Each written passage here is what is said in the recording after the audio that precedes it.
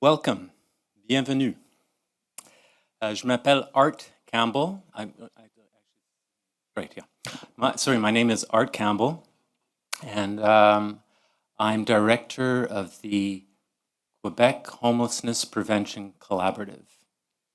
French, c'est Collectif Québécois pour la prévention de l'itinérance, and it is my pleasure to be moderating this session this morning with you. Thank you for choosing an hour and a half come here, and if you were following the paper version of the schedule, you may have tried to come to this session yesterday afternoon. So that you all made it here, that's great. So we're going to start with a land acknowledgement, but since it's a land, we've heard probably a very similar land acknowledgement throughout the sessions thus far. I decided to take another approach. So I don't know if you're familiar with this little book. This is the recommendations that came out of the Truth and Reconciliation sessions. So that report or those recommendations are available. If you Google them, you'll find them. And what I would encourage you to do is to read this. Is to read them. You reading between the lines. These are recommendations, so obviously they're addressing issues that were brought to bear. And I would encourage you to read them, and I would encourage you to choose one that speaks to you, and take it on, and support that recommendation in whatever way you can. Just me, or the sound's kind of in and out? Okay. So, Truth and Reconciliation calls to action. Okay, So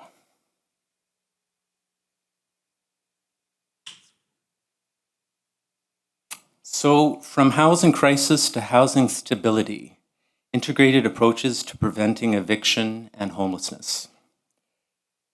So this session features 3 presentations on collaborative approaches to preventing evictions and achieving long-term housing. The first presentation will highlight Hamilton, Ontario's Tenant Support Program, which partners with local organizations to provide legal advice, education, financial aid, and outreach, emphasizing community involvement through a research table. The second will explore hoarding disorder as a risk factor for homelessness, reviewing intervention strategies like CBT and peer programs, and stressing the need for better interagency collaboration in Quebec. The third will discuss rising no-fault evictions in Canada, proposing policy changes in Quebec. The speakers from the City of Hamilton is Mike Jones. For the second, it's Eric Latimer, the Department of Psychiatry, McGill University, and also co-president of the organization that I represent. And David Watchsmith, a Canadian Research Chair in Urban Governance and Professor at McGill University. So we'll start with Mike.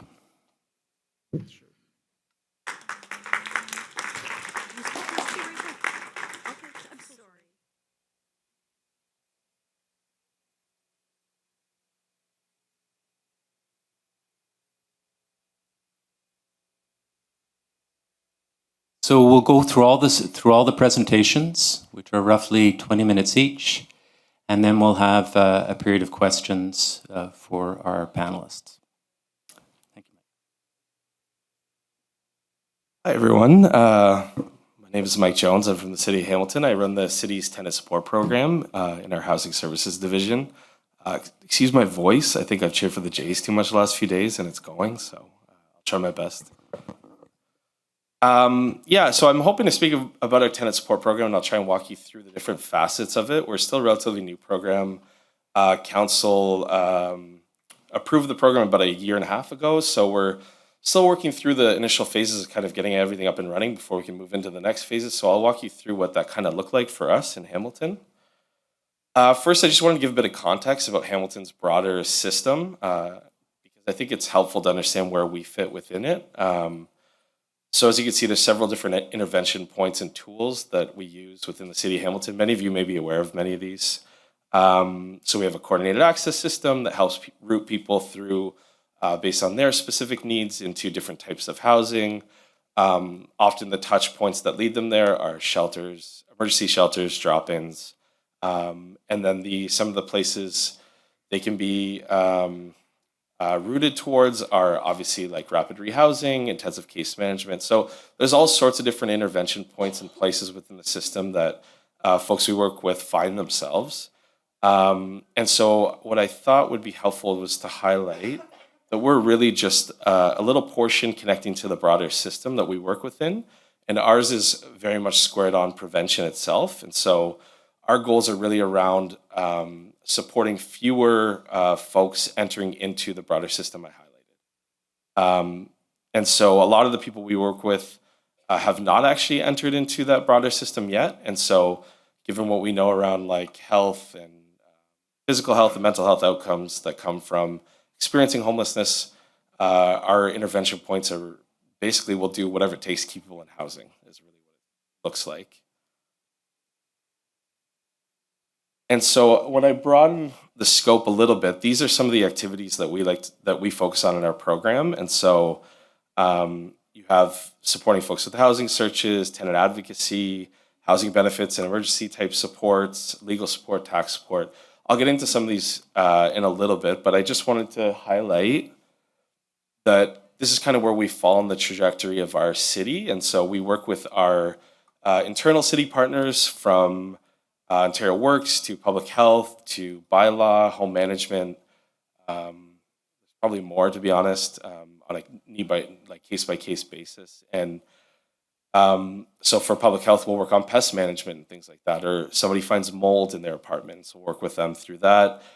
We also have different bylaws now that I'll walk us through in a second that help provide protection to tenants. And so we work closely with bylaw services around those as well. And then home management to support good outcomes for tenants when they are in housing. And then there's a whole broader scope of the community and the services that are delivered through there.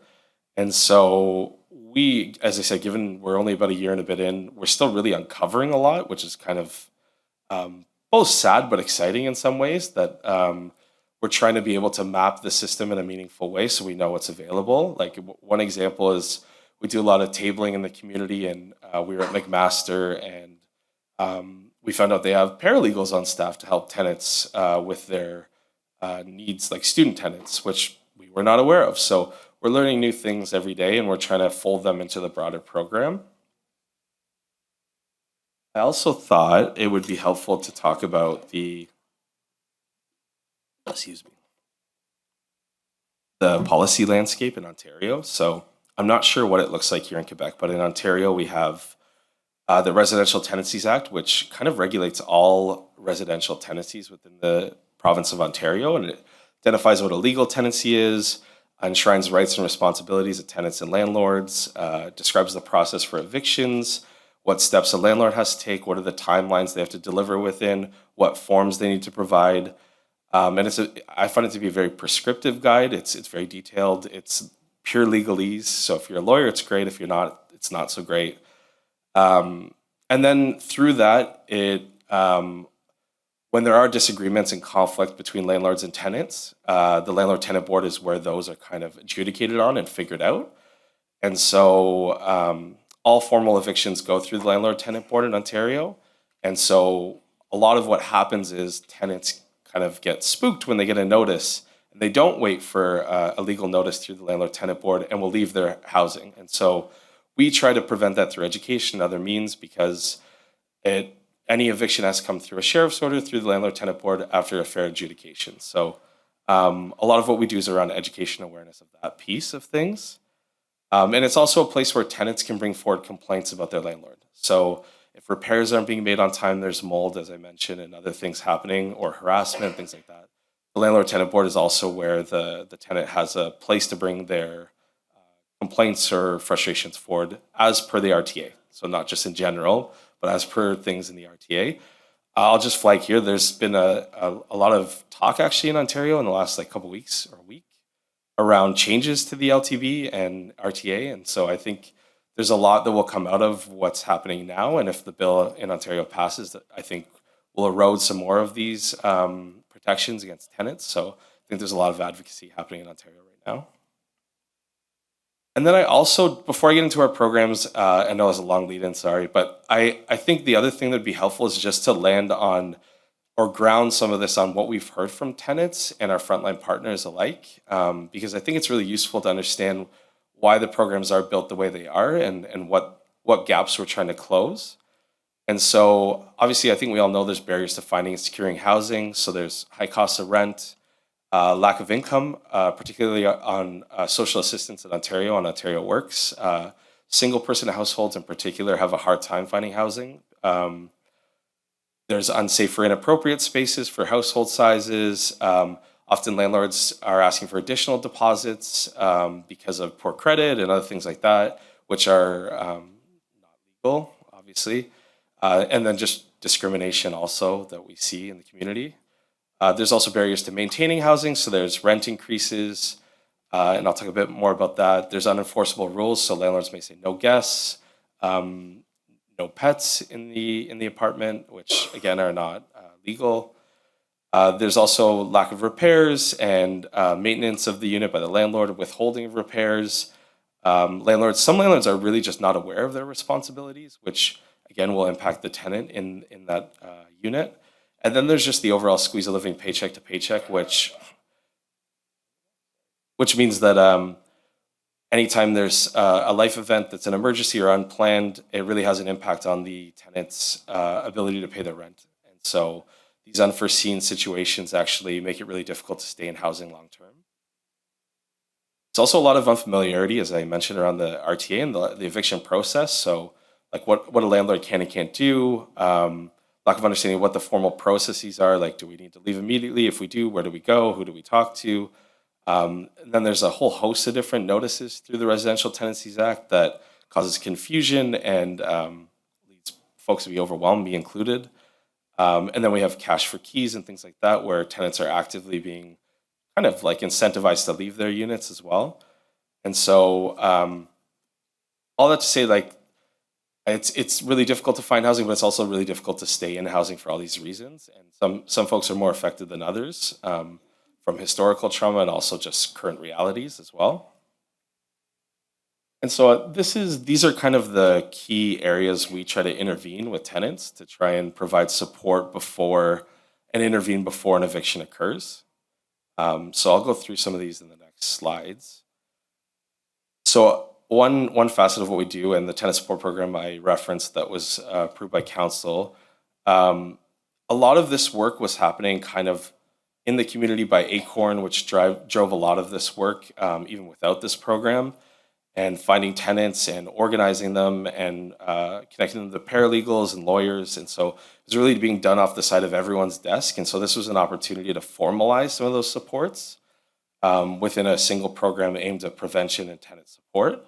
And so, it got off the ground in 2024, mid to late 2024. And so I'll share a bit more. The three funded partners we use through this for most of the eviction prevention side are Acorn, Hamilton Community Legal Clinic, and the Housing Help Center of Hamilton area.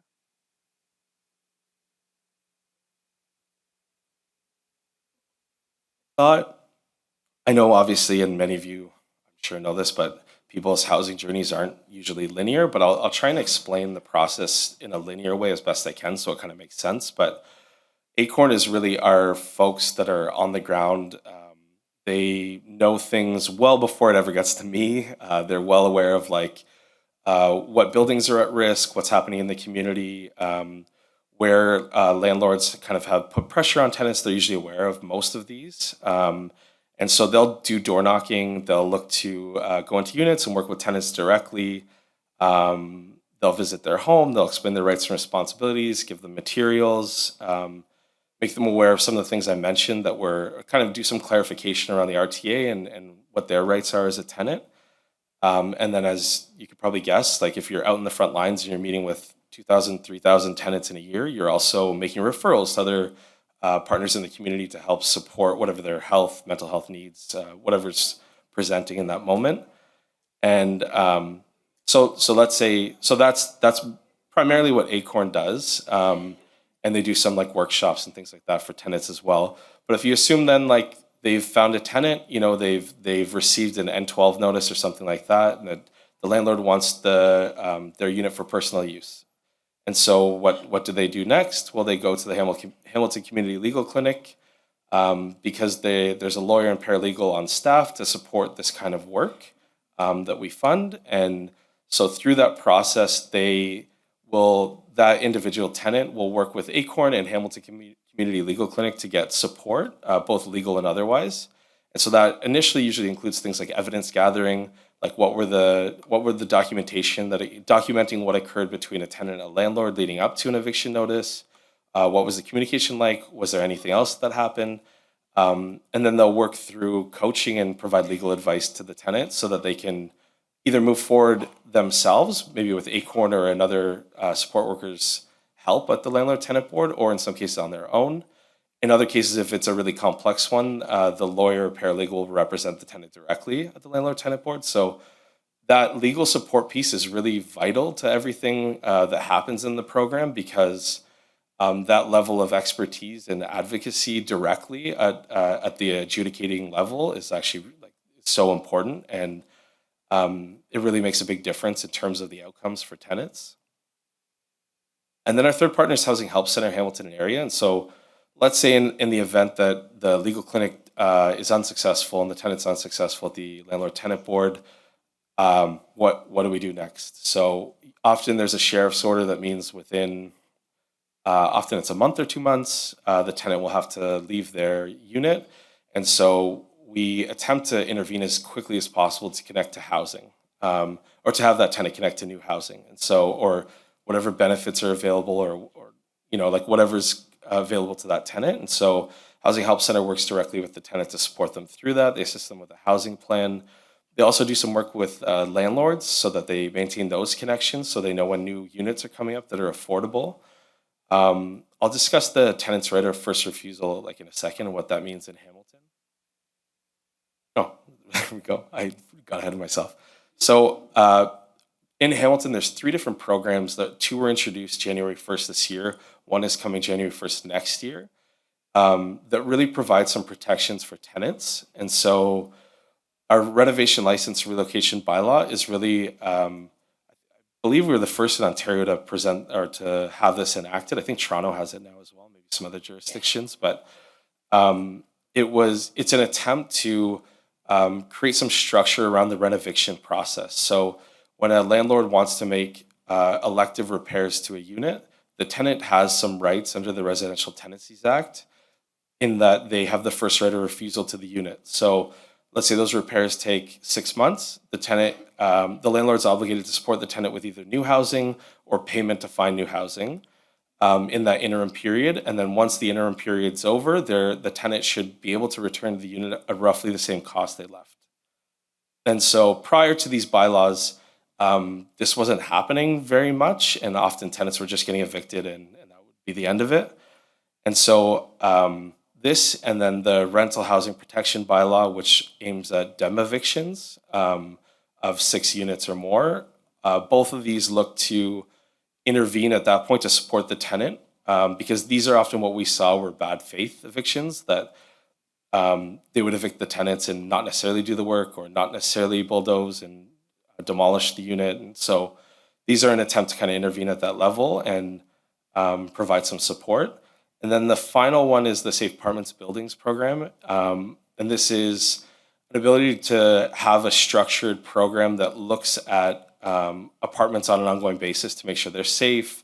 Tenants have access to heat and running water and all that stuff. And I think they're scored. And so at each level of this, and all 3 bylaws, when landlords aren't kind of following the prescribed bylaw, there's penalties they would incur. So if they're not going through the proper process for a renoviction, then they'll incur fines from the municipality.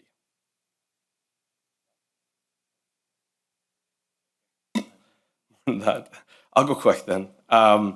So we also included a centralized inbox for tenant support. So we found this really helpful to kind of, when people are not knowing where to turn in the community, we find this is a good outlet for them. They'll go to our website and find this and kind of reach out.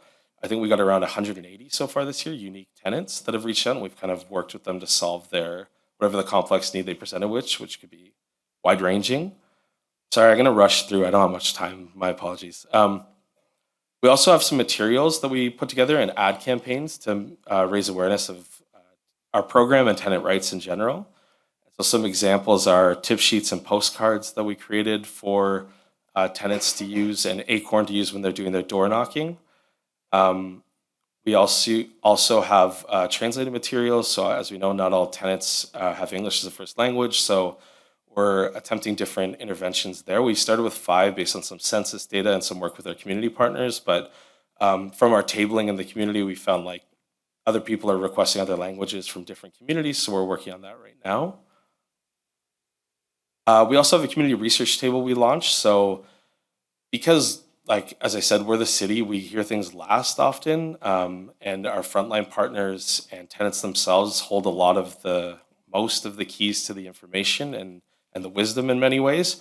We put together a community research table to help kind of guide our program through their experiences. So we have folks from all our partners, including those who do landlord engagement, strategic planning in the community, more eviction prevention, health sector, newcomer sector, indigenous sector. So we're trying really hard to include all the folks in the community that have tenants or have touch points with tenants to understand better what connections we can make, and then keeping up to date with the best ways we can approach and engage.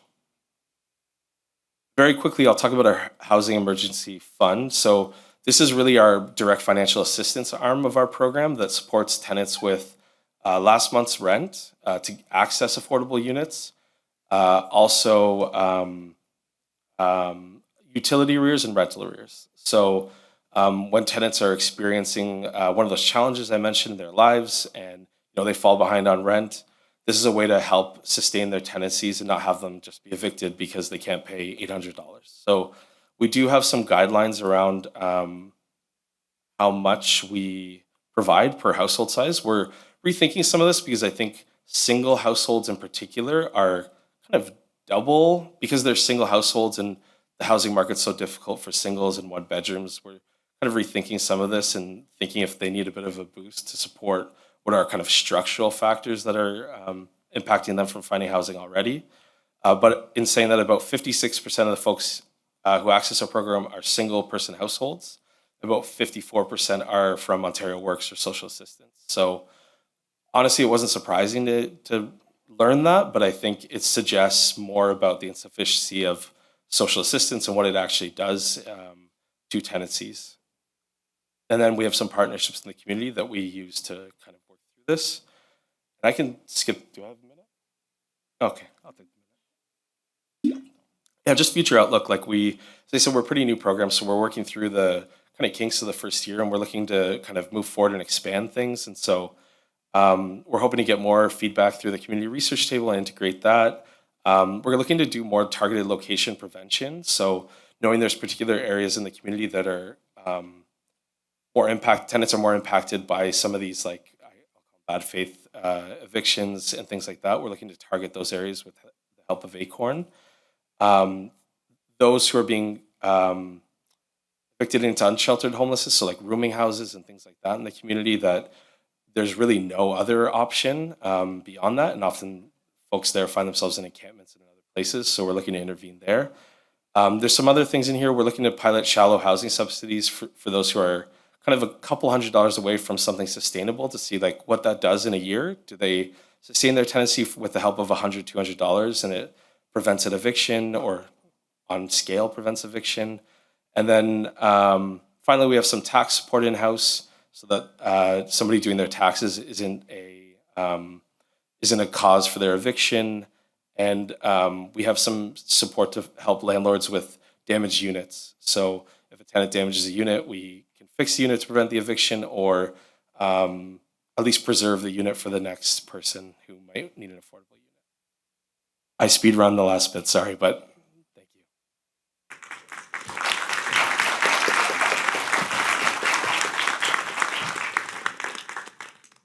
Thank you, Mike. Next will be Eric Latimer speaking regarding hoarding disorders and the high risk that presents for evictions.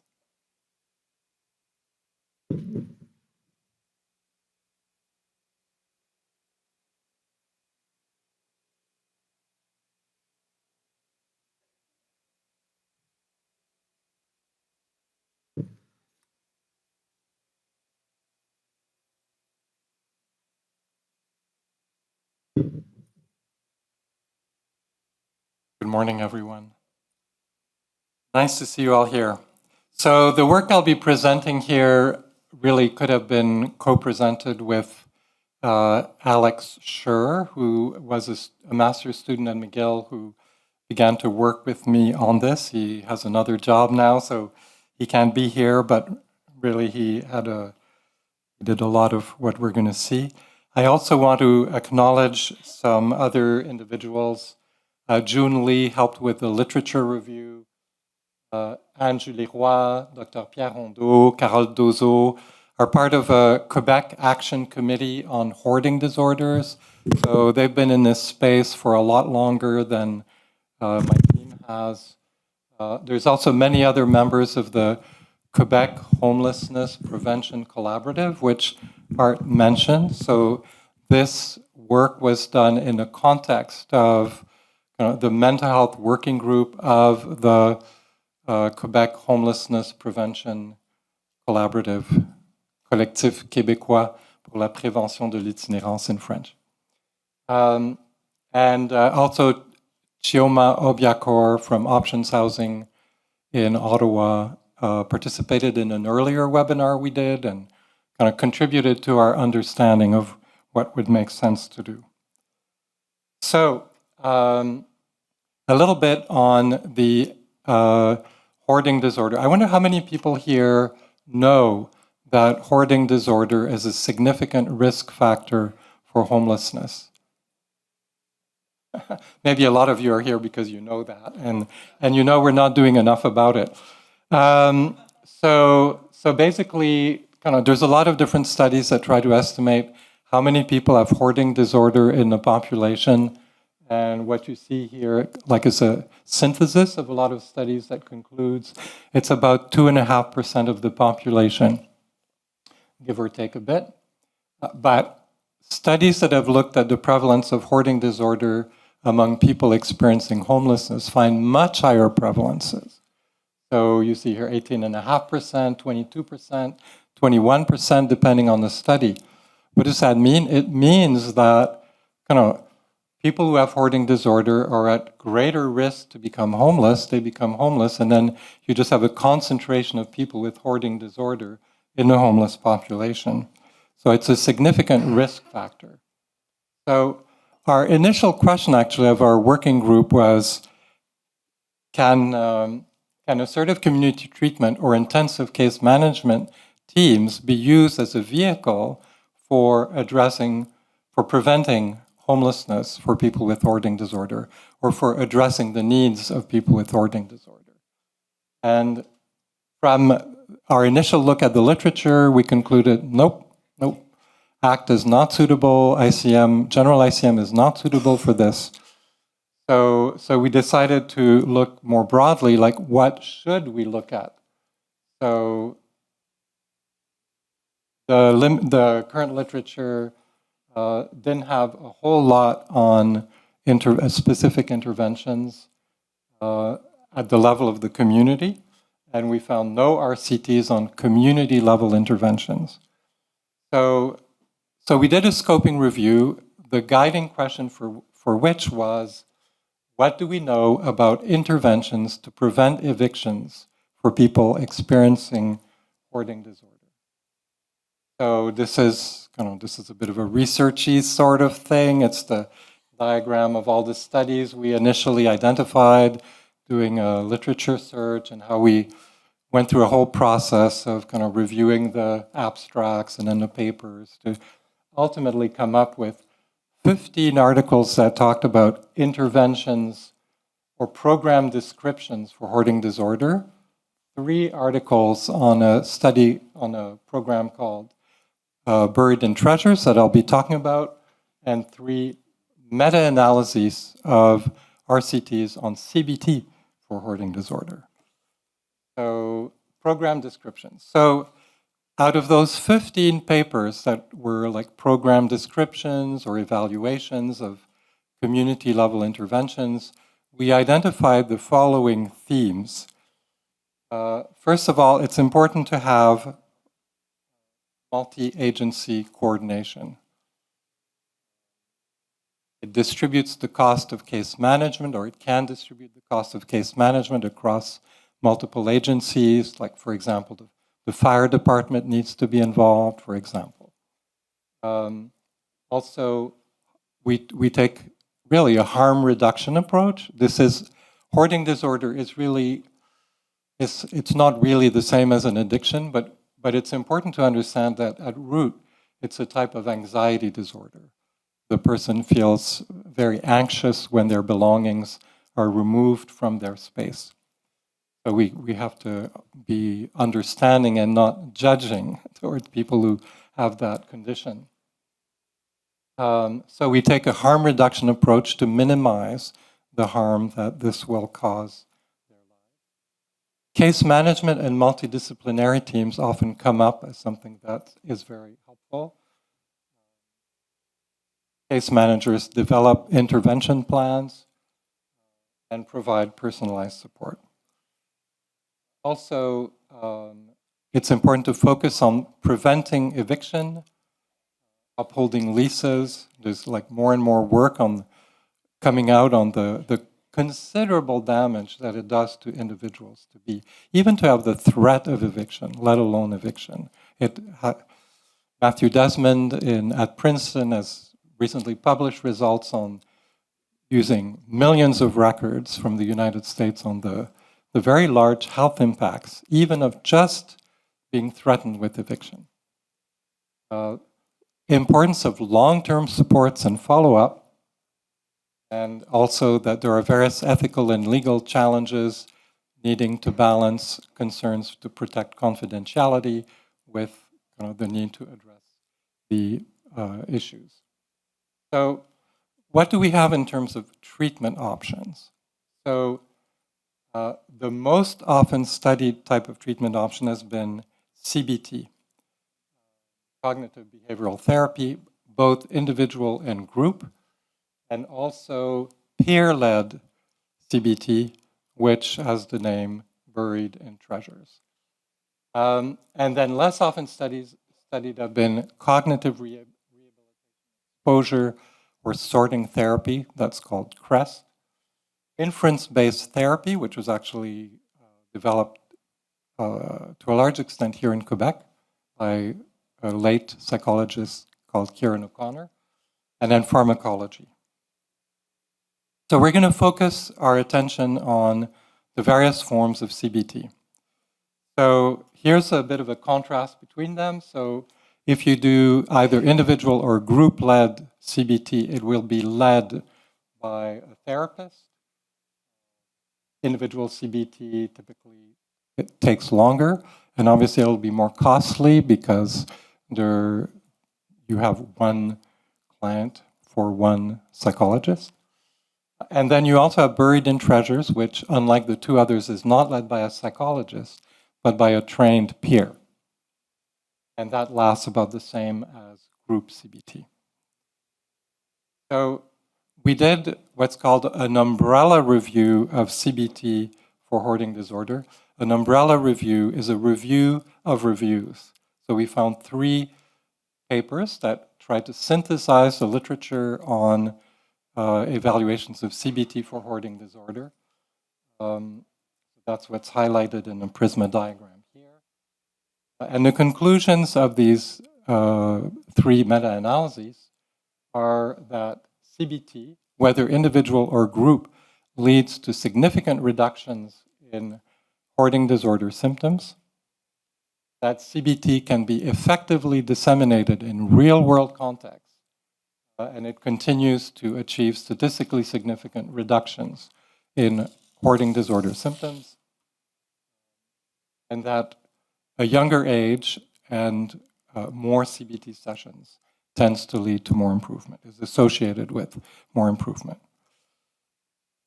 Limitations of that are long-term effects of CBT treatment, 3 to 5 years, remain unknown. We're looking at really relatively short-term outcomes. And the rates of clinically significant improvements are not very great. 35% of people experience clinically significant improvement. So CBT is not a magic bullet.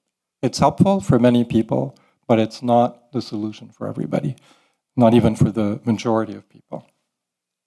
So then we looked at this other intervention that's talked about in the literature that's called buried in treasures. So, and what happened here? There's a technical problem. I can see that the slide is there. Oh, here we go, perfect. So, maybe the connection is a bit loose or something. Thank you. Well, okay, so maybe the image will come in and out, we'll see. But this is really Alex's work. He did what's called like a meta-analysis, quantitative meta-analysis, comparing the effects of group CBT with BIT. So they're really different in terms of who leads the intervention, a trained psychologist or a peer. And the conclusion is that while there's variation across the studies, as you can see by the different locations of the points, the average at the bottom is kind of virtually there's no difference. On average, you get the same results.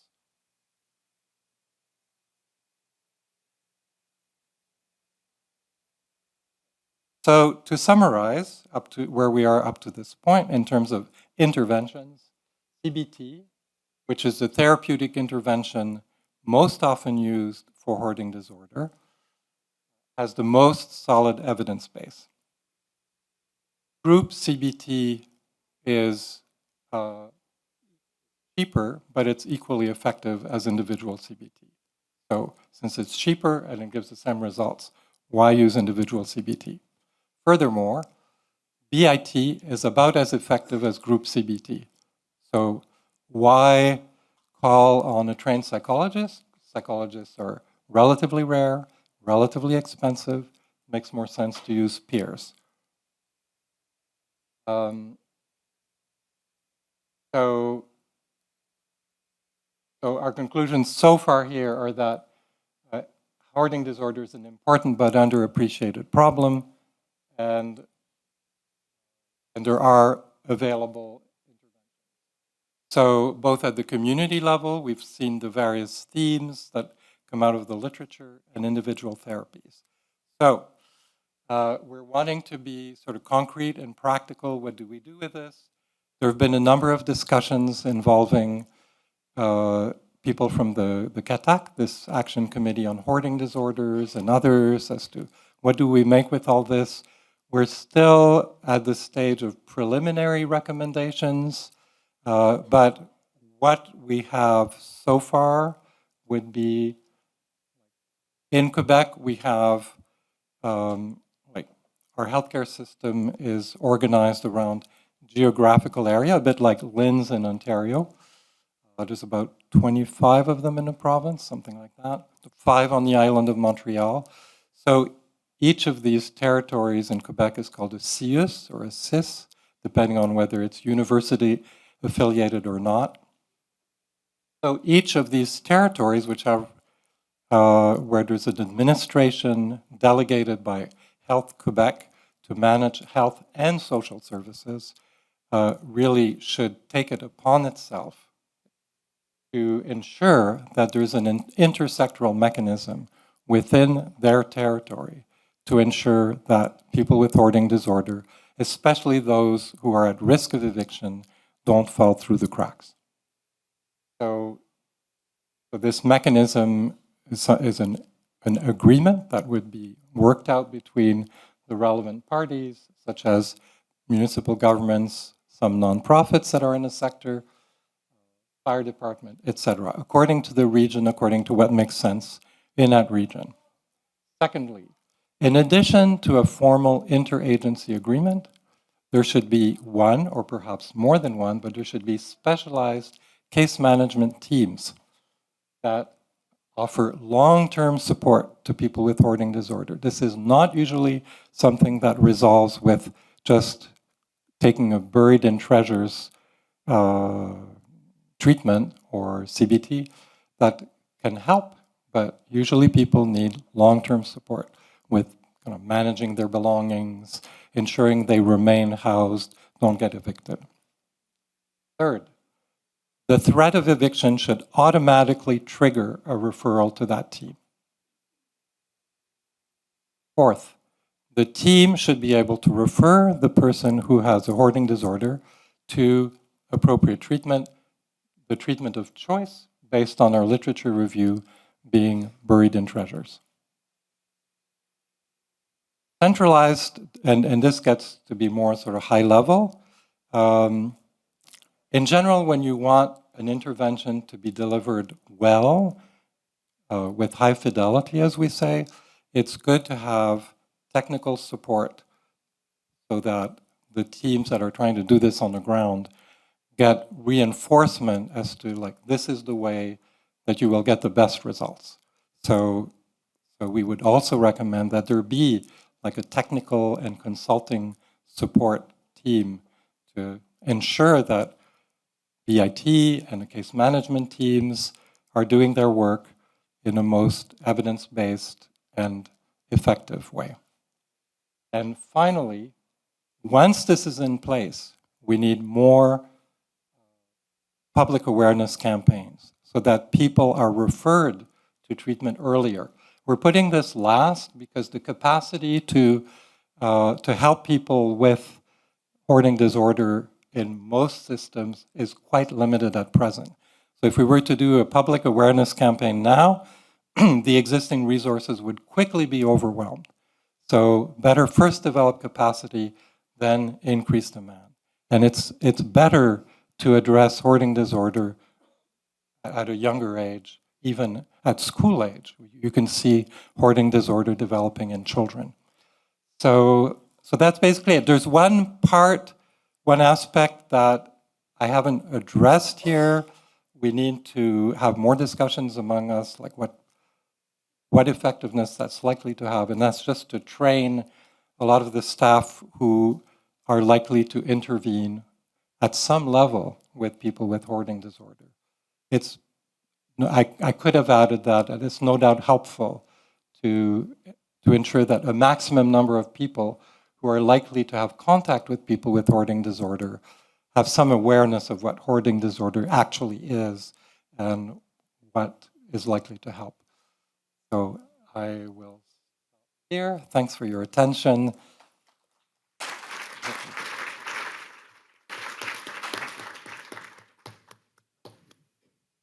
Thank you, Eric. Next up is David Watchsmith, who will be providing an overview of evidence and tendencies related to no-fault evictions across Canada and some public policy recommendations that he and a QHPC working group have developed over the last 18 months.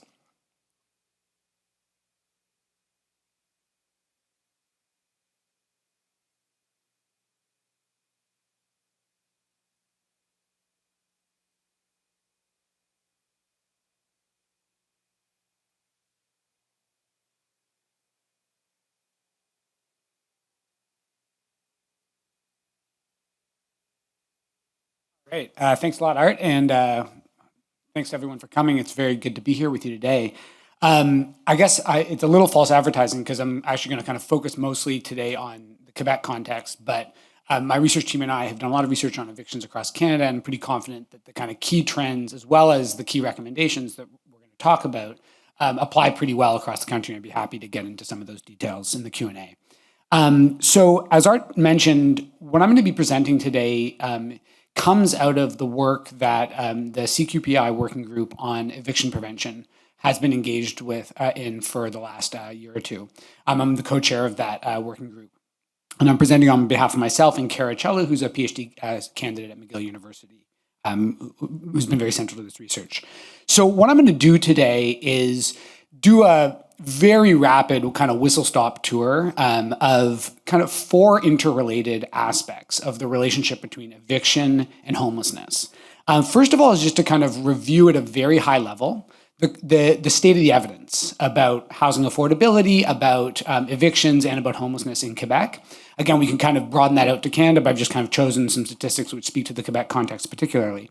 I then want to go from that evidence to the kind of bigger picture question of how we should understand eviction in the context both of homelessness more narrowly and social precarity more broadly. And then I'm going to talk specifically about how we can kind of think about what we call kind of a trajectory of homelessness risk involving evictions. And finally, give a sampling, a very small sampling of some of the recommendations that we've been developing aimed at the provincial government here to reduce homelessness by reducing evictions. Okay, so first of all, at a very high level, I mean, I think, nothing I think I'm going to put on this slide is going to be a big shock to anybody in the room, but I think it's still worth, it's important to kind of have some of these facts in front of us. Quebec has historically been blessed with quite low rents relative to the rest of the country. That situation is changing very rapidly. In fact, rents are rising faster in Quebec municipalities than anywhere else in the country, basically as a whole. All the kind of top increases in rents at the municipal or CMA scale in Canada recently have been in Quebec. And, as an example, asking rents in Montreal increased by 71% from 2019 to 2025. Now, to be clear, part of this is because they've been rising from a low base, right? But the fact of the matter is that rapid rent increases puts an enormous amount of pressure on households. And to some extent, it doesn't really matter if your rent was cheaper in the past because you have a kind of household budget, which is, it makes certain assumptions about how much you're going to be paying for rent. And if that rent skyrockets when you need to look for a new apartment, that's an enormous kind of crisis point. Secondly, and relatedly, we finally have some actual systematic evidence about the prevalence of evictions, both in Quebec and across Canada. And to be clear about this, despite the fact that we understand, housing researchers, I think people, frontline workers, everybody in the housing field, I think we all know eviction is one of the most consequential kind of events that can happen in someone's housing career, right? But there's been basically zero systematic evidence about the prevalence, about the causes, and about the consequences of evictions in Canada. There just hasn't been any reasonable data gathered. As of the last couple of years, that situation is starting to change because the Canadian Housing Survey, which is administered by Stats Canada and CMHC, has started asking about the cause of your last move, has asked if you've experienced a forced move or an eviction. So we're starting to get some information. Unfortunately, we don't have anything longitudinal. We don't really know what the long-term trends look like. However, what we can say with confidence now is that, as an example, in the case of Montreal, which is actually pretty representative of large cities across the country, in 2021, nearly 6% of households reported that they experienced an eviction in the previous 5 years. Which is a really high number. By the way, if you're coming from BC, that number is a lot higher there. BC kind of really is an outlier in terms of the rate of eviction. But also, a majority, and this is a big point, a majority of the evictions that were reported in Montreal in 2021 were what we call no-fault evictions, what we also sometimes call landlord factor evictions. In other words, they were not the result of the tenant violating the conditions of their lease, either through non-payment of rent or through property destruction or anything else. They were purely discretionary. I mean, all evictions are discretionary on the point of landlords. It's something I'm going to get back to later.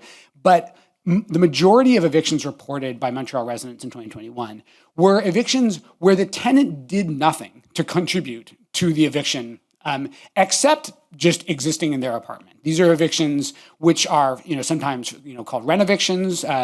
Sometimes they are repossession for the use of the landlord or the landlord's family. But in other words, these are all evictions that, it doesn't matter what the conditions were of the renter, whether they were paying the rent, whether they were behind on the rent, they were evicted regardless. That's one data point, one point in time.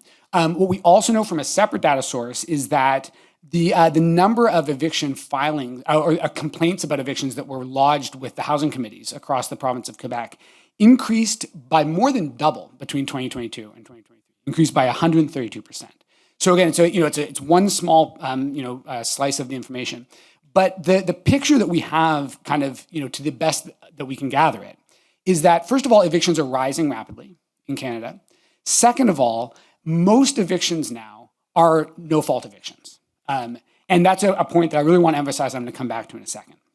A last kind of big picture mise en scène here is that according to the most recent point-in-time count of homelessness in Quebec, about 10,000 people experienced homelessness in 2022, which was a 44% increase from the previous point-in-time count in 2018.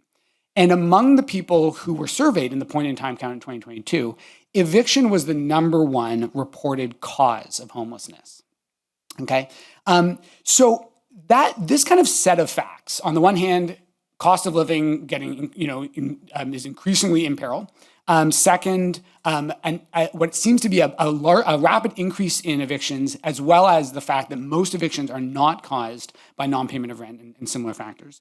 And third, what appears to be growing homelessness, with people experiencing homelessness directly implicating eviction in the cause of their homelessness, kind of led our working group to want to understand a little bit more how we should think about in the big picture the relationship between eviction and social precarity, including homelessness.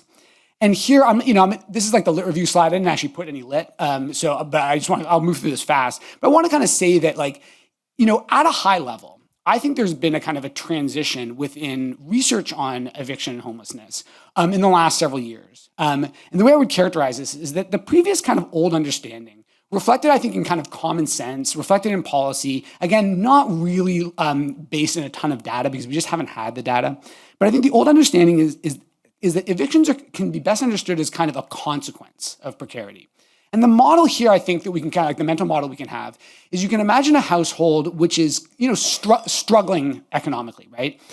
They are making their rent payments mostly, but sometimes they're behind on the rent. They're vulnerable, and they're vulnerable to any kind of shock to their ability to, kind of keep things rolling. Whether or not that is like a layoff or some kind of household compositional change, a partnership splits up. And so as a result of some kind of shock, the pre-existing precarity or vulnerability of that household kind of expresses itself in an eviction, in the sense of suddenly now we went from being a couple weeks late on the rent occasionally to now we just can't pay the rent. And so as a result, eviction is kind of the consequence of that precarity. That's the old model. And I don't want to say that that doesn't happen, but the evidence that we have is that that is not the standard story anymore for evictions in Canada. Instead, the way we should, the new story that is emerging that, I think we're trying to kind of, suggest is a better one to understand the current situation, instead puts eviction as actually a cause of precarity. In this model, what we think of is that if we think about evictions as mostly being no fault, in other words, not reflecting really any kind of fundamental, pre-existing vulnerability of the household, but rather a kind of, an event which, occurs to households kind of regardless of their pre-existing situation. What we're learning is that eviction poses an enormous independent risk of socioeconomic destabilization for households. So as an example, my team did a study with the CMHC looking at the lived experience of eviction. The people that we interviewed for this study, on the whole, had incomes which were higher than the Canadian average. So in other words, we were talking to people who had been evicted, but who, socioeconomically were not who you describe as particularly vulnerable. We found that a third of the people we interviewed were homeless in the wake of their eviction. A third of basically middle-class folks. Now, we only spoke to people who were subsequently had, achieved stable housing, which is part of why we were speaking to people who were, on the whole, were kind of better off than the Canadian average. But even among a relatively well-off, privileged set of people, eviction resulted in a third of them ending up on the streets, living in their car, etc. It broke up a lot of marriages and partnerships. People lost their jobs. They lost custody of their children. In other words, eviction was the cause of a downward spiral socioeconomically, which in a lot of cases, including for absolutely well-off people who are not missing their rent, homelessness. So we came to think about this kind of interaction as what we describe as the eviction to homelessness pipeline. In other words, evictions are something which in and of themselves, independently, are producing homelessness in the Canadian renter population. The result of that, I think the implication of that idea is very straightforward. It's that keeping people who are already in stable housing, in that stable housing, should be an absolutely top priority for social policy, right? Because we know there are, we know like there are lots of reasons why people end up on the street. Eviction appears to be one of the causes that is the most promising for addressing, because we just have a lot of unneeded homelessness being produced because people who are perfectly stable in their residential situations become unstable because they're faced with a risk with an eviction. So the way we try to kind of operationalize this idea is to break down a kind of trajectory of homelessness risk. Like think about kind of different households at different stages of homelessness risk in relation to the eviction process. And so that, then we kind of use that to understand what are some promising policy interventions. So we can think about people kind of at a low risk, kind of moving to a high risk of homelessness. I mean, pretty basic diagram. And we identified 4 critical points that we thought were helpful to kind of understand the situation. Again, this is kind of based on the Quebec details, but I think, the results are probably, generalized pretty well.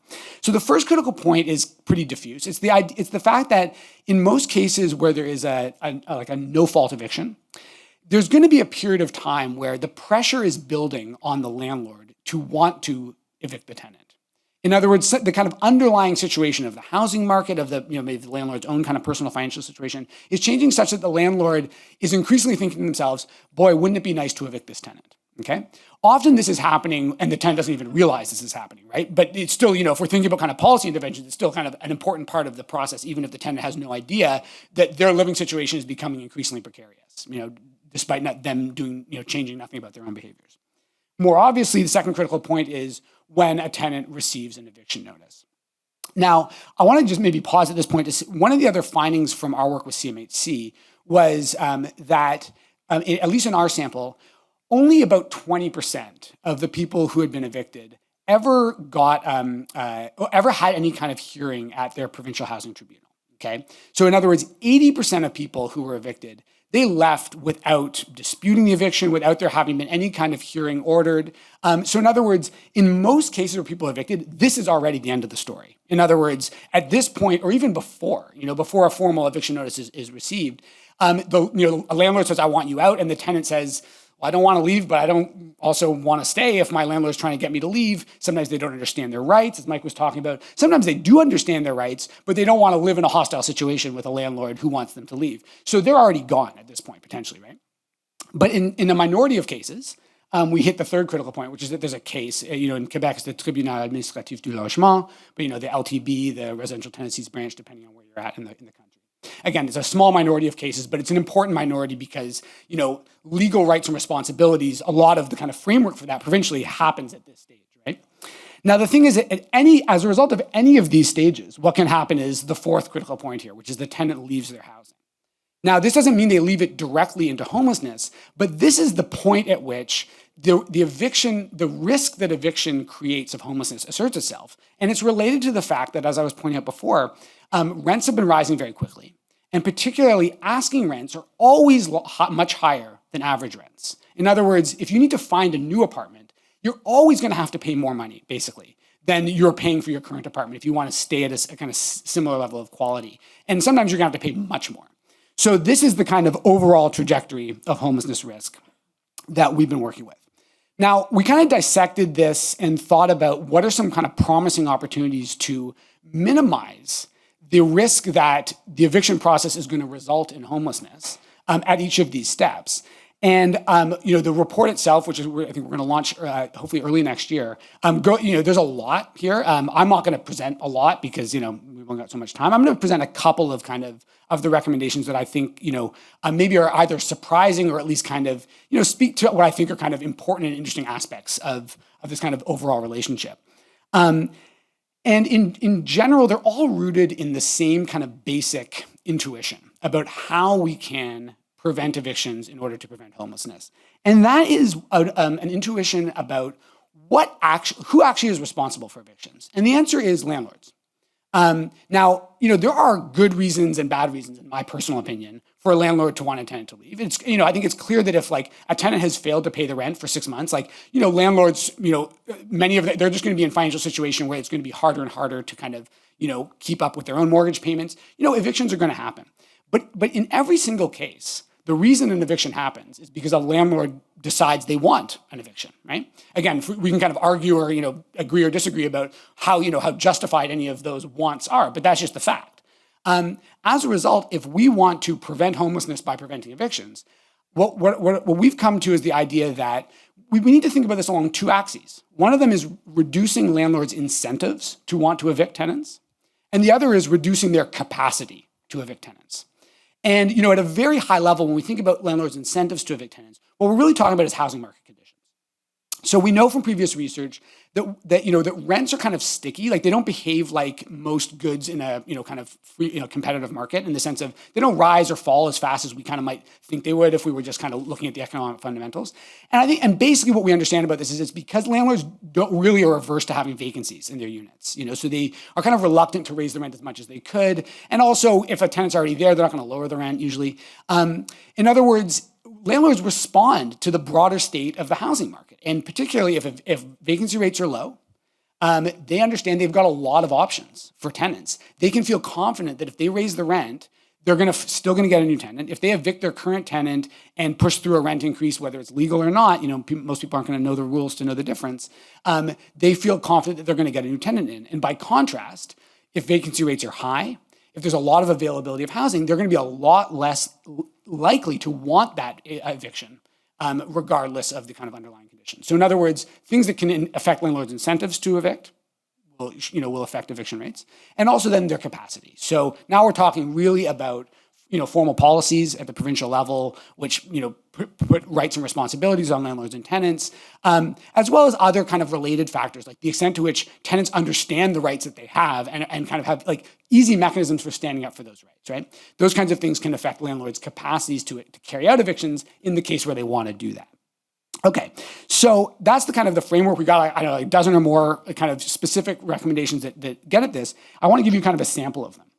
The first is that we think that the Tribunal Administratif du Logement and the other housing tribunals in Canada by extension need to establish a proactive burden for evictions onto landlords. In other words, right now the situation is that if a landlord wants an eviction, that they issue an eviction notice, and at a certain stage in a certain minority of cases, they may have to initiate a formal case, particularly in non-payment of rent. That's usually when it happens, when they have to actually get a kind of the sheriff involved to get a tenant to leave.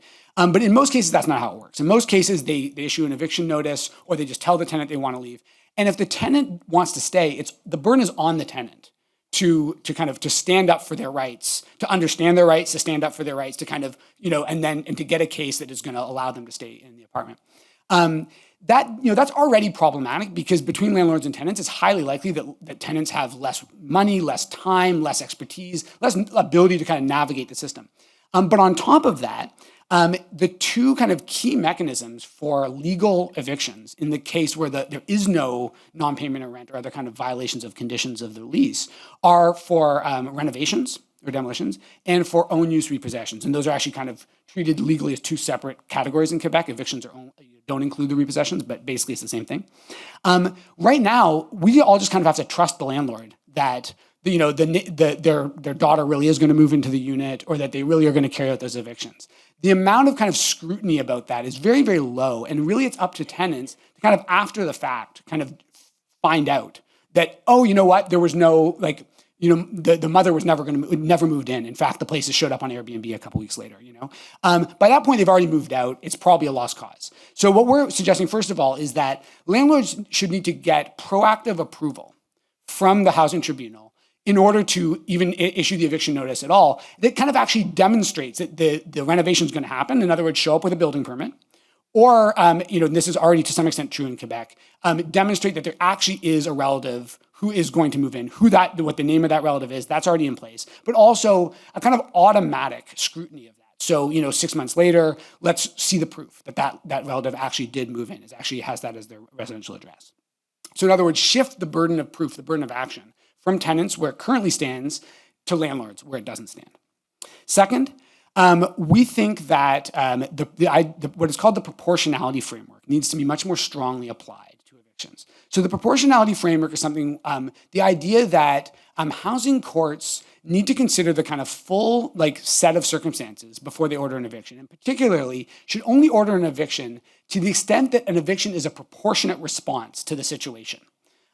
So as an example of when the proportionality framework is not being met, there have been cases in Quebec and elsewhere in Canada where people have been evicted for non-payment of rent on, for a single-digit number of dollars. You missed rent by $5. Technically speaking, you violated the lease. You can be evicted, and people have been evicted in those cases. But it's clearly unproportional. In Quebec right now, as well as I think Saskatchewan, Northwest Territories, there are a few other places in Canada, housing administrators at the tribunal are allowed to apply the proportionality idea in their decisions, but they're not required to.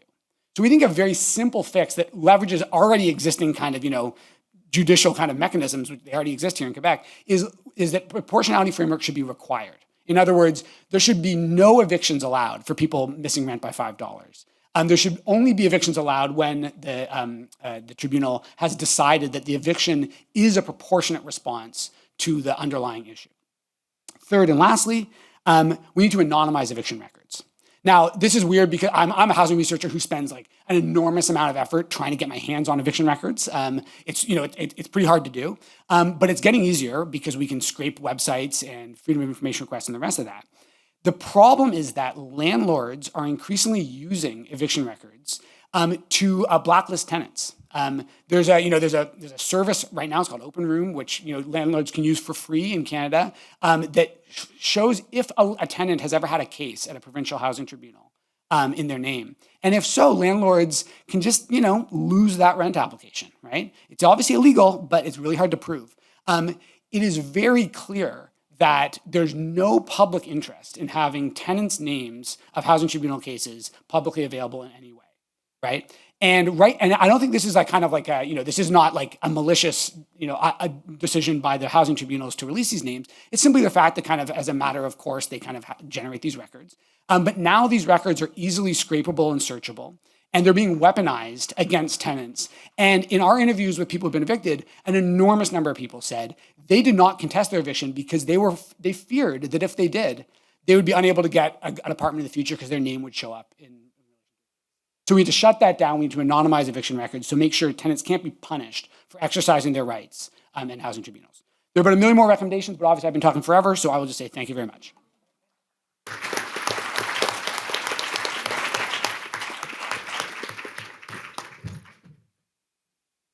Thank you, David. Well, I'd like to recognize the Canadian Observatory for Homelessness for their curation skills. I thought that was a really well-rounded session. So we heard from Mike Jones, who shared a service overview of a new frontline eviction prevention and tenant support program offered by the City of Hamilton. Eric Latimer, who shared clear evidence of the association between housing disorder and homelessness and some best practices to address it. This work, by the way, will be published by the QHPC, Quebec Homelessness Prevention Collaborative, in early January 2026. And lastly, David, who provided evidence and tendencies related to no-fault evictions within Quebec and some public policy recommendations to address that ever-worsening situation. This work will also be published by the QHPC in late January of 2026. So for those interested in following this work and other significant prevention initiatives in Quebec, which I assure you are quite transposable elsewhere, I invite you to visit the QHPC's website, which is not QHPC, but it's French, cqpi.ca,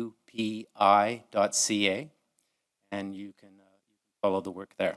So we have about 20 minutes, 25 minutes, 22 minutes, all the time, to answer your questions. So if you'd like to go up to the mic, speak to the mic, into the mic, so because this session is being recorded, that's a default. Thank you.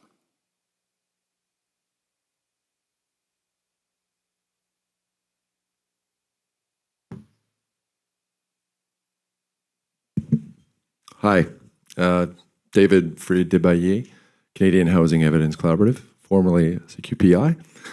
So, hello, Art. Hello, David. Question for Mike and David. The question is regarding data collection on no-fault evictions, and specifically rent eviction, which is, as we know, is more and more common. And as you have demonstrated, David, that this is a growing category, these so-called no-fault evictions. Another way of putting it might be eviction fraud. Just a suggestion. But my question, though, is how do you collect data on something that is technically illegal and is happening nonetheless, and as you point out, is often only discovered kind of after the fact? Like, is there something in the Canadian Housing Survey that you did with the CMHC on no-fault evictions that breaks down that number, for example, in Quebec, and gives us like a percentage in terms of the rent evictions that are occurring in the housing sector? Thank you. Is it, yeah, okay, this is on. Yeah, that's a great question. So, here's a quick little anecdote. When we did our work with CMHC, we looked at 4 provinces: BC, Ontario, Quebec, and New Brunswick. And in 3 of those provinces, there were like relatively strong eviction prevention policies in place. And in New Brunswick, there were not. Now, the laws have changed since we did the work, but at the time, basically, landlords were just able to tell tenants they had to leave, and there was no recourse. They didn't have to give any pretext. And so when we were doing the interviews, one of the things that we noticed was that there sure weren't very many rent evictions or own use repossessions in New Brunswick. There sure were a lot of them in the other provinces. And it's hard to understand that fact, except as a result of what you're pointing out, which is that in some number of cases, and I think it's probably a large number, these are pretexts for an eviction that are at minimum kind of undertaken in bad faith. It's really hard to prove. Now, on the data level, here's what we know is that housing tribunal records, which are to some extent available, usually through freedom of information requests, give a good guide to the cases that end up in front of the landlord-tenant board or the TAL or what have you. But overwhelmingly, those are the cases which are brought by landlords. Most of those cases, and specifically it's for non-payment of rent. So you look at those cases and what you find is the situations where a landlord is trying to force a tenant to leave who's refusing to leave, those end up at the housing tribunal. And those are, and it doesn't give us any sense really of the kind of bigger picture. That's why the Canadian Housing Survey, which has started to ask about this, is really valuable. And they do break down the cause. It's tenant reported, right? So it's a statistically representative survey of the entire Canadian population. And people are asked, okay, when in the last 5 years have you been forced to leave an apartment that you didn't want to leave? And if so, what was the reason given? Like, why did you, like, what happened, right? And so, in some cases, it's also owners, right? It's like, I was forced to leave because I fell behind on my mortgage payments and the house got repossessed, right? Like, that's it. But for tenants, we're talking about evictions. And in those cases, they report the difference, the different causes. And what we know is, again, a majority across Canada of evictions are being described by the tenants, at least, as resulting from what we consider landlord factor and no-fault evictions. But the bottom line is that it's almost impossible to know how much of the kind of fraud is happening. And this is why, we think, in our opinion, it's very important to do things like, let's see the building permits, let's make sure that those building permits are on the table and part of the public records about these cases. And similarly, let's see the actual proof that the son or the father moved into the adjacent unit. Because I think in general, it's probably not actually happening. Is this on? Yeah.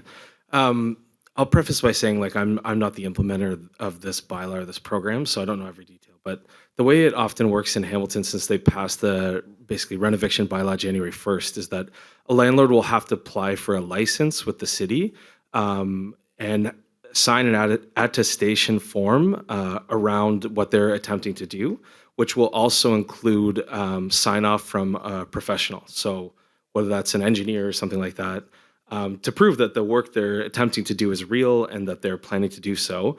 And with the other protections involved for the tenant, which is either financial or a new unit in the interim and then moving back in, we've seen, so since January 1st, I think the amount of applications is at about 10 or less, which is quite interesting in itself, which we're at the point where we're trying to learn a bit more about what that means, like have landlords kind of pivoted to what you were talking about, and in Ontario N12, so personal use, because again, it's very difficult to prove. So if you're going to go through the no fault eviction and, we've tied up rent evictions through a bylaw, what's left? Like, where do you go next, right? So I think we're assuming we're seeing more N12s, and anecdotally from the legal clinic and Acorn, that's kind of what they're presenting to us.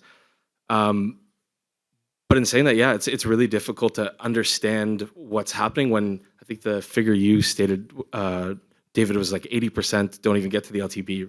So it's like, how do you then engage those 80% and get some data out of that? And we find it increasingly challenging. And so like the best we can do is have robust outreach teams, have a sense of what's happening out in the community. And the other one that I'll mention that seems to be happening more and more, especially since the bylaw was enacted, is cash for keys. So a lot of landlords are going straight to the tenants saying, listen, like I don't want to go through a really lengthy, burdensome process.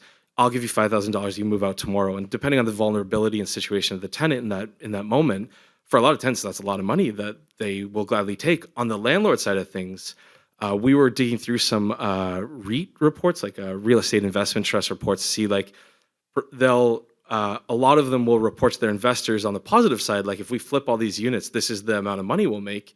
And so we've been thinking about it our way through a municipal lens and through a tenant lens to say, like this is actually like this building that you've identified in your report has 30 units. And if you're to flip all those 30 units, they would expect a margin of about $1,000 per unit. So if you do the math there, like you're talking a lot of money especially over 20, 25 years. And so that $5,000 is really nothing. It's infinitesimal to the landlord, and they'll gladly pay it tomorrow and the next day. And so we're trying to find ways I know our legal clinic has attempted to intervene on behalf of the tenants to try and support that process as well. But to be honest, all of this is a bit of a work in progress, and we're learning as we go along. Hello, my name is Lionel. I'm with Macola Housing Society in BC.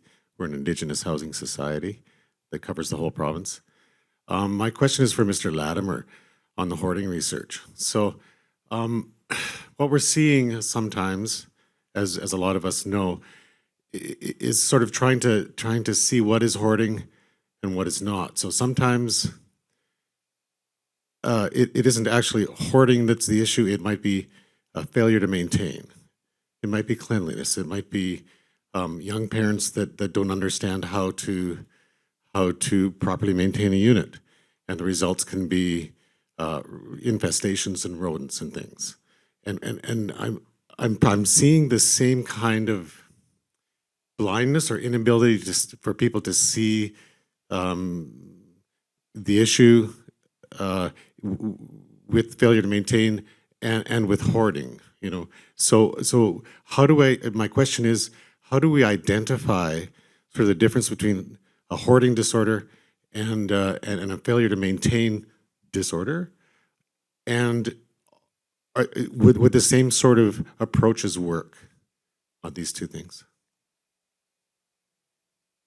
Yeah, thank you for the question. I'm not going to try to answer it at a clinical level because I'm not qualified to do that. But I would say that in principle, the case management team that I alluded to that should be kind of responsible for fixed point of responsibility for people with hoarding disorder in a geographical area, seems to me logical, would also be the place where individual situations are evaluated. So they would have the clinical training to be able to distinguish between this is a hoarding disorder or this is just your mother didn't teach you to keep your apartment clean sort of thing. In which case, kind of should be possible to use like a more directive approach, I suppose. But really, this is getting into sort of the clinical aspects of it that are beyond my competence to answer. Thank you. Thank you very much.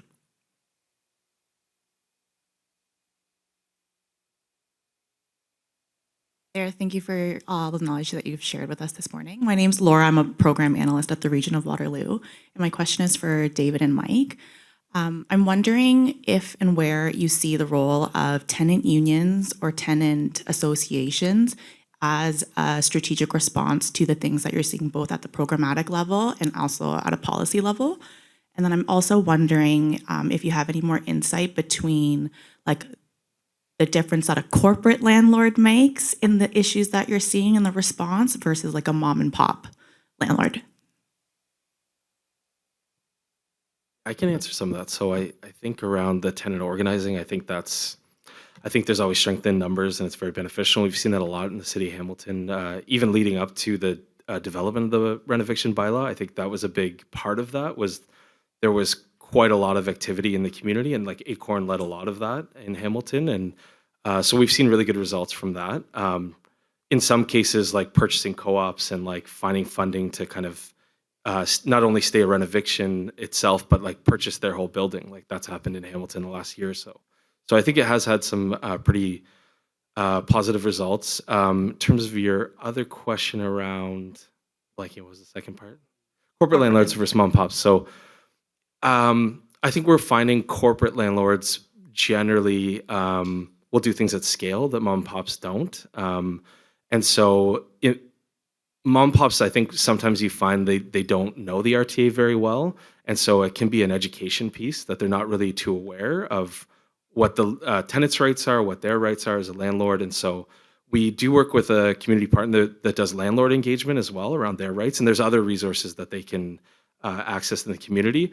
I think at the corporate level, we're also seeing like AI being used more to try and identify when the right times, like how many units do you rent evict at one time? Like what are the levels to set rent at and those kinds of things? Like there's a few reports around that, but I can't speak at a local level to that. So I think broadly that's what we see. I find corporate landlords, depending on the landlord, some of them are like by the book, by the letter of the law, and it's like it's easier in some ways. Some are not, but it kind of depends on the like specific provider, corporation. Yeah, I mean, these are really great questions. So one of the biggest differences in the research we've done between Quebec tenants and tenants outside of Quebec when it comes to the eviction process, but also the outcomes, is that in Quebec, there is basically universal access to well-organized tenant groups. So Quebec has a system called the housing committees, which was originally, I think it came out of the 1970s. It was funded by the provincial government. They get some provincial funding, but it basically covers the whole province with a kind of some kind of comité de logement in every neighborhood.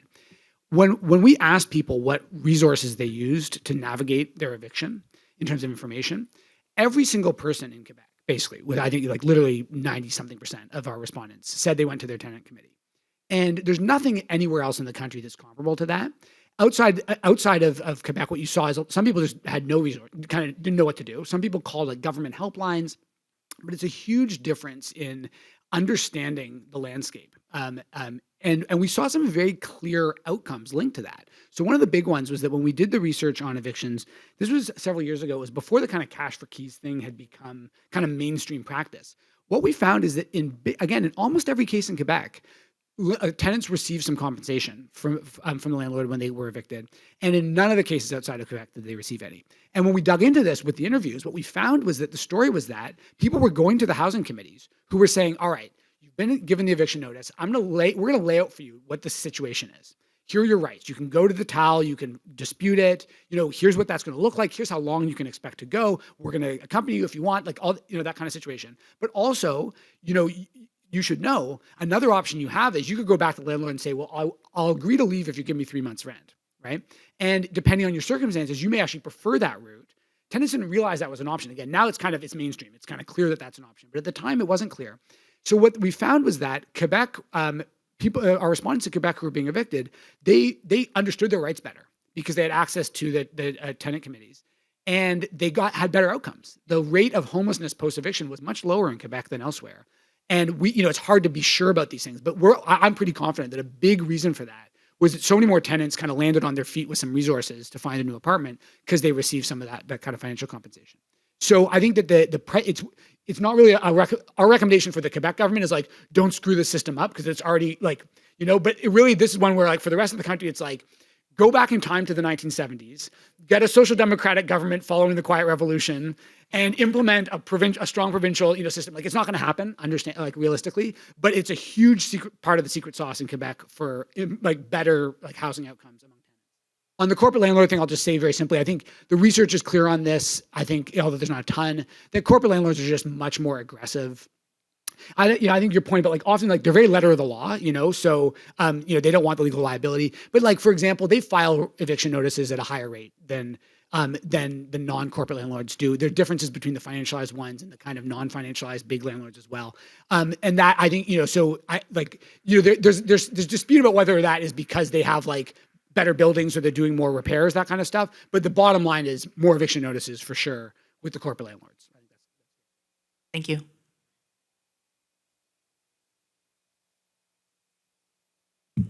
Quite tall enough for that. So I sit on the Ontario Hoarding Network, provincial network. I know Chiomo. She sits on it with us. So I actually have your model that you were talking about. We have a CBT, we have Buried Treasures that I run in Halton for Wesley. One of the biggest issues I have, or things that I found, is getting the buy-in from the tenant or the client is great. It's the landlord is the problem. They expect overnight miracles. We're miracle workers, but we're not overnight miracle workers. So what would be, or do you guys have some additional research that you're looking at from the purpose of the landlord, looking at across actually for all three experts here, because of the fact that landlord evictions, they've had it because, they've been dealing with the issue for 5 years, 6 years, whatever the case is. We go in with the landlord tenant board and we ask for them to grant us under the Ontario human rights, under mental health and accommodations and all that sort of stuff. But one of the things that we expect is, and I've heard from so many landlords stating, well, no, it doesn't work because they have an expectation of 1 month. We work with the fire departments, we work with the police departments, we work with CAS, like we have all these different referrals coming in. But it seems to be the biggest issue we have right now is the landlord tenant board or the landlords themselves in the eviction process. Would you guys have any recommendations on how to be able to re-educate landlords? And hopefully we can talk till we're blue in the face, but a lot of times they don't want to listen. So trying to get that engagement piece is a big hurdle, I find. Yeah, I think that's a very good question. To be honest, no, I don't have any kind of helpful thing to tell you about that problem. Yeah. Thank you.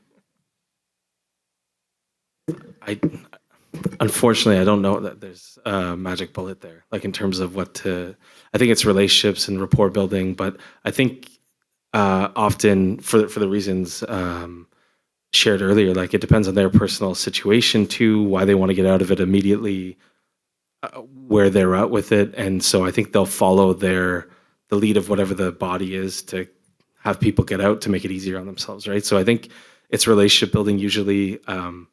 If that landlord has other like units, maybe there's an existing relationship, but in terms of like a way to make it go smoother, I don't have much there. Like it's kind of, I find it's case by case with the landlord themselves and then your relationship with them.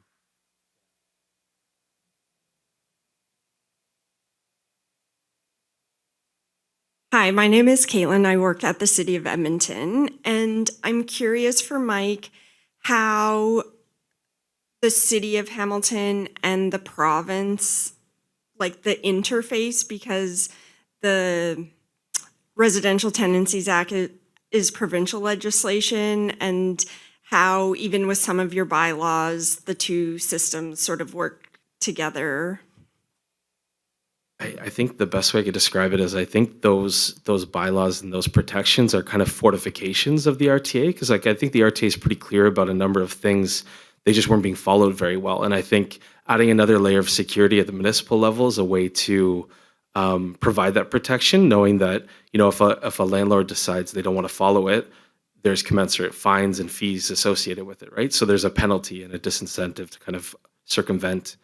Beyond that, like we don't generally have too much contact directly with the province or the LTB beyond trying to look for data is usually what we're trying to do. But our legal team in the community and Acorn will obviously support tenants there and do advocacy on the like kind of front end, on the front line. But beyond that, yeah, not a whole lot on our end.